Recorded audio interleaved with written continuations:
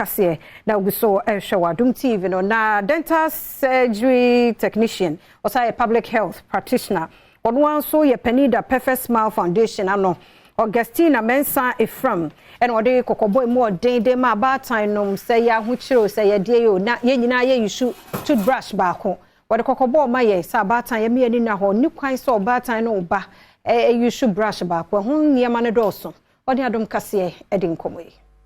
Dental surgery technician and was science wire public health practitioner Augustina Mensa Efram echire mu se esichichire no etoda emamojetu lisenti kobasa oni obi eche toothbrush ebewi echire no na se yare bi wo ho a na bi akwakoye se nipa kro no ese ne ti a watwam ane se eni kwan se nipa mienu edi toothbrush ba ko echi wo no mose mami edi sansemi to dwa wa abra Perfect Smile Foundation eko achem new tafo Presbyterian cluster of schools ya wo ebuakwa North Mensini ni mu ewo apoyamantam mu ekoye free mouth screening esanso ma adesuafo be se oha wotwe toothpaste no ma share toothbrush baako na se baako ewo yare a omo maka ni nyina benya bi brush na mpo yesenka every 3 months bia wo nipa baako pe use no 3 months bia sesa no it is a brush baako no se nipa 4 because say omo ye 3 boys on papa ka ho 4 nipa 4 no use sa brush na how long would it last yes sir we saliva ni nyina ka bom ekọ nipa baako enuma ebetumi ama nipa kro no enkola no mu bia yare se de ye ka no akra no ontimi ditwi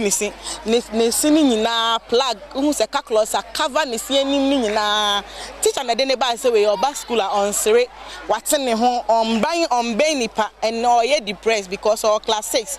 do time and ka also on ni PS they share ideas but because of said the necessity and intino e mani ntumi mban nipa abina adwamena eye anyi kwankyere for sha desua ho nsem so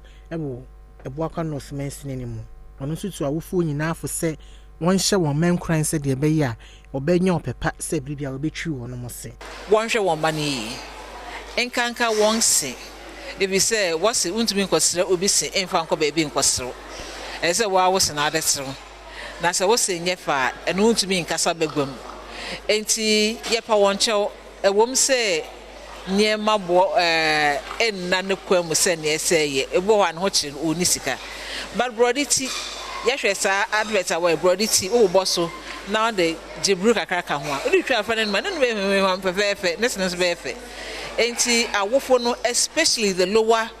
primary from the KG to P3 wonya de jema wo ma no na wonhwe won enum na wonhwe se won sin won atwitwu anopa ene anwumre na aboa ye nyina